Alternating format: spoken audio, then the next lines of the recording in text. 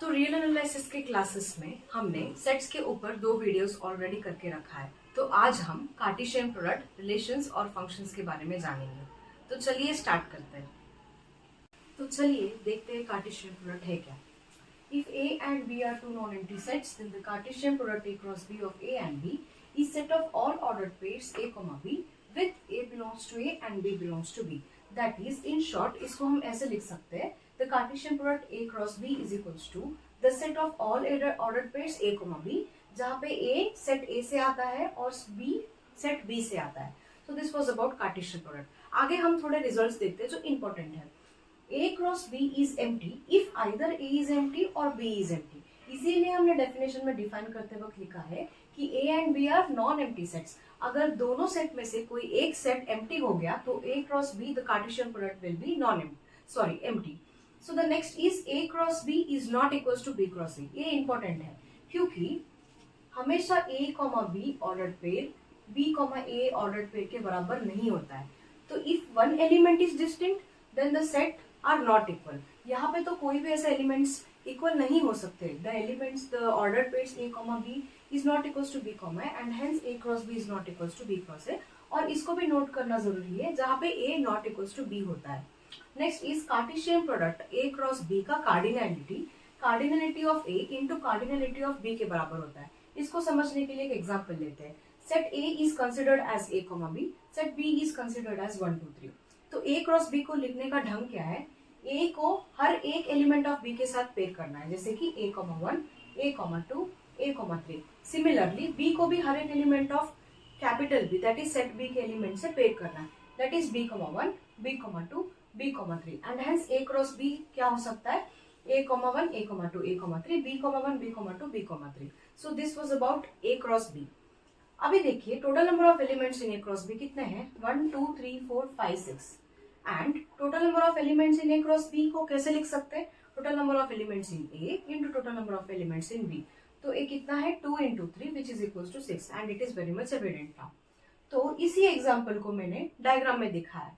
तो set A को हमने यहाँ पे A, B करके लिखा है, सेट B के एलिमेंट्स को हमने 1, 2, 3 करके लिखा है। और इस सेट ऑर्डर्ड पेयर्स को मैंने यहाँ पे पेयर अप किया क्योंकि A is paired with 1, 2 and 3, तो उसको मैंने यहाँ पे ऐसे करके दिखाया है। और same thing B is pair with 1, 2, 3, और यहाँ पे भी B को मैंने पेयर किया 1, 2, 3 के साथ। और the elements of set A is called as domain and the elements of set B is called as codomain. आगे बढ़ते हैं। Let us consider the example which we have considered previously, which was A is equals to A, B and B is equals to 1, 2, 3. तो A cross B क्या होगा? A, 1, A, 2, A, 3 and B, 1, B, 2, B, 3. So this is A cross B and total number of elements in A cross B is 6. अभी देखिए अगर मैं आपको पूछूं what are the total number of subsets of A cross B, तो आप क्या बोलेंगे? 2 to the power of cardinality of A cross B। तो cardinality of A cross B कितना था? 6। तो 2 to the power of 6 कितना है? 64। तो मैं ये सब आपको क्यों बोल रही हूँ? मैं ये आपको इसलिए बोल रही हूँ ताकि मैं आपको आगे का टॉपिक रिलेशन समझा पाऊँ। तो रिलेशंस है क्या? In a very rough definition we can say relations as any subset of A cross B is called as relation. तो any subset of A cross B मतलब क्या होगा? अभी देखिए मैंने यहाँ पे एक R1 सेट कंसिडर किया है जहाँ पे मैंने इसी सेट का एक सबसेट लिया है, जैसे कि मैंने A 4 एलिमेंट्स को उठाया है। So is this a relation? Yes, it is a relation because it is subset of A cross B. And similarly R2, A, 1 और B, 1 मैंने इन्हीं A cross B सेट से इन दो एलिमेंट्स को उठाया। तो R2 is also one kind of relation because it is also a subset of A cross B. And R3 मैंने consider किया है 5। क्या 5 रिलेशन है? Yes, it is also a relation because 5 is also a subset of A cross B. And R4 मैंने पूरा A cross B को ही consider किया है, तो पूरा A cross B खुद पे ही एक रिलेशन है और इन दोनों को स्पेशल नाम दिया जाता है। इसको हम बोलते हैं एम्प्टी रिलेशन, इसको हम बोलते हैं एम्प्टी रिलेशन और इसको हम बोलते हैं यूनिवर्सल रिलेशन।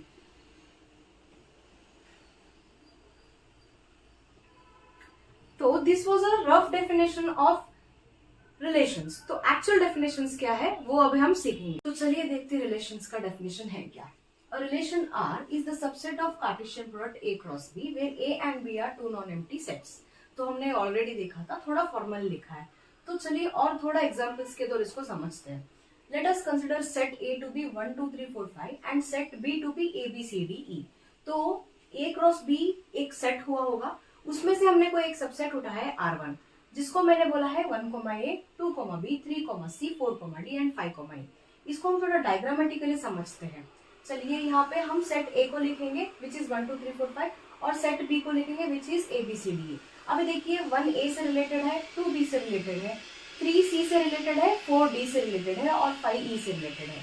तो इसको मैंने यहाँ पर डायग्रामेटिकली रिप्रेजेंटेड किया। वैसे ही और एक मैंने रिलेशन उठाया है, A क्रॉस B का एक सबसेट है ये भी, जो कि 1, A है और 1, C, 1, E, 2, B और 2, D। इसको भी अगर हम डायग्रामेटिकली रिप्रेजेंटेड करने के लिए जाए तो सेट ए के एलिमेंट्स यहाँ पे लिखा जाएगा और सेट बी के एलिमेंट्स यहाँ पे। तो 1 किस किस के साथ रिलेटेड है, ए के साथ, सी के साथ और ई के साथ, और 2 किस किस के साथ रिलेटेड है, it is related with B and it is related with D.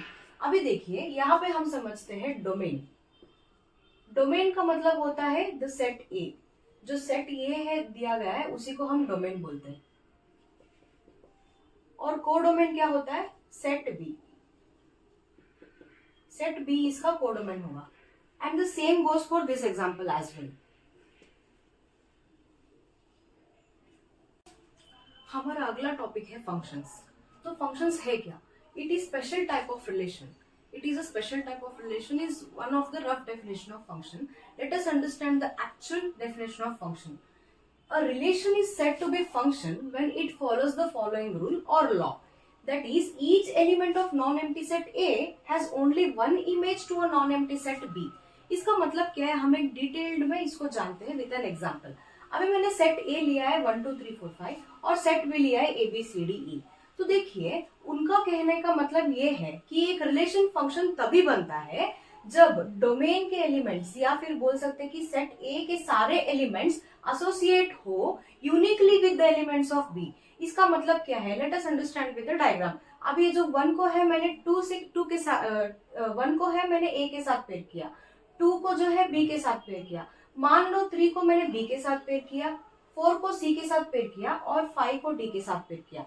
तो क्या ये फंक्शन है? हाँ, ये बिल्कुल फंक्शन है, क्योंकि set of all the elements A are associated with elements of B uniquely. इसका मतलब क्या है, अभी ए 1 जो है मैंने ए के साथ पेयर किया, मान लो इसी 1 को मैं बी के साथ पेयर नहीं कर सकती।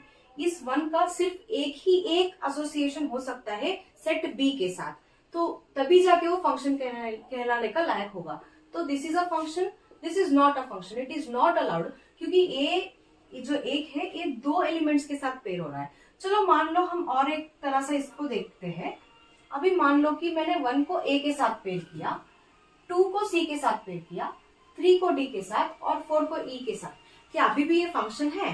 ये बिल्कुल फंक्शन नहीं है, क्योंकि हमको क्या है कि इस जो सेट ए के एलिमेंट्स है वो सारे के सारे एलिमेंट्स एसोसिएट होना चाहिए। यहाँ पे 5 तो वेला है, वो सिंगल है, so this is not a function. और थोड़े एग्जांपल्स लेके समझते हैं कि ये जो चारों मैंने यहाँ पे दिया है उनमें फंक्शन कौन से है और कौन से फंक्शन नहीं है। तो लेट अस टेक F1।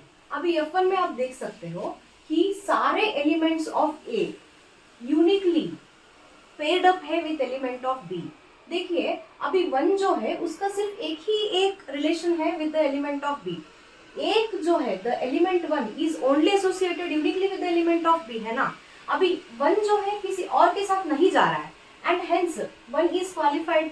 जैसे ही आप 2 को देखोगे तो 2 is also only relating with A and even 3 is also only relating with A and 4 and 5 as well as are relating with A. तो इसीलिए this is a function. Yes, a function है।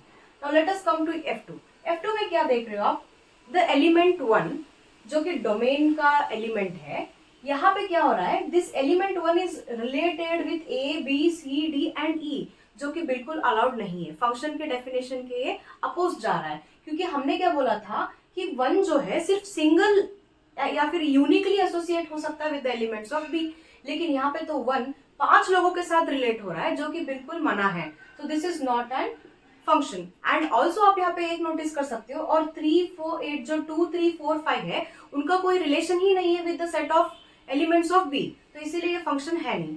And let us come for F3। F3 में आप क्या देख पा रहे हो, 1 is related with A, okay, सिर्फ सिंगल रिलेशन है, and 2 is also related with A, तो सिर्फ एक ही तरफ जा रहा है, मतलब एक ही के पास जा रहा है 2B, और 3 भी सिर्फ B के पास जा रहा है, 4 भी सिर्फ बी के पास जा रहा है, 5 भी सिर्फ सी के पास जा रहा है। मतलब ये हर एक एलिमेंट ऑफ ए जो कि डोमेन के एलिमेंट्स है वो सारे सिंगल लोगों के पास जा रहा है। देखो यहाँ पे ये अलाउड है, ए के पास 2 लोग आ सकते हैं, लेकिन यहाँ पे ये जो 1 है ये 2 लोगों के पास नहीं जा सकता, ये जो 2 है 2 लोगों के पास नहीं जा सकता। ये सारे एलिमेंट सिर्फ एक ही एलिमेंट के पास जा सकता है। Set of elements of A is allowed to go to only 1 element of set B. लेकिन सेट बी में वैसा नहीं है, यहाँ पे वो कितने लोगों को भी रिलेट कर सकता है। देखो जैसे ए 1 और 2 दोनों को स्वीकार कर रहा है, तो इसीलिए ये फंक्शन है, क्योंकि यहाँ पे हर एक element of A uniquely associate हो रहा है with elements of B and as well as all elements of ए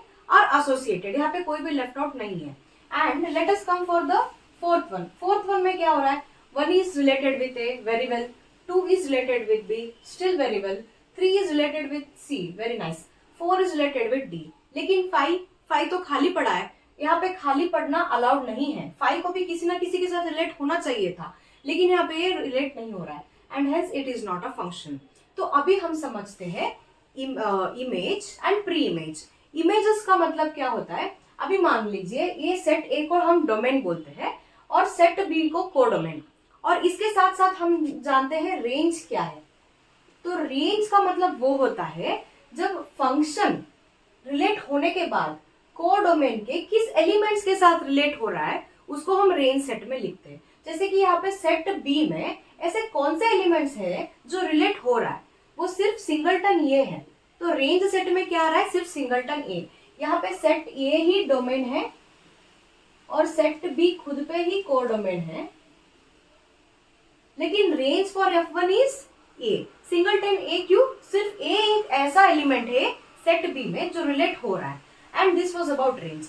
अभी इमेज का मतलब क्या होता है और प्री इमेज का मतलब क्या होता है। इमेज का मतलब सेट ये एक ऐसा इमेज है जो रिलेट फंक्शन से रिलेट होने के बाद आउटपुट आ रहा है। प्री इमेजेस का मतलब क्या होता है, इसके पीछे वाला जो कि 1 2 3 4 5 है, ये सारे प्री इमेजेस है। What are the pre images of A, इसका मतलब क्या है कि ए के पीछे कौन कौन रिलेट होके आ रहा है। तो what are the pre images of A, इसका आंसर होगा 1 2 3 4 5।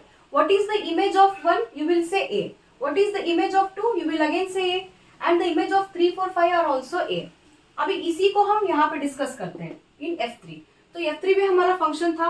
इस F3 के लिए डोमेन भी सेट ए है और कोडोमेन सेट बी है। तो इसका रेंज सेट क्या होगा, अभी इसके रेंज सेट में कौन कौन रिलेट हो रहे हैं सेट बी में, it is A B C. तो सेट बी में कौन कौन आएगा, A B C are the 3 elements which will come in the range. तो अभी इसके इमेजेस क्या है, A B C are the images. So what is the pre image of A, pre image of A is 1 and 2। देखो ए के साथ कौन relate हो रहा है, 1 और 2, तो इसीलिए pre image of A will be 1 and 2। What will the pre images of B, it will be 3 and 4। What will be the pre image of C, it will be 5। I hope it's clear to you guys. करेंगे। Thanks for watching, like share and subscribe.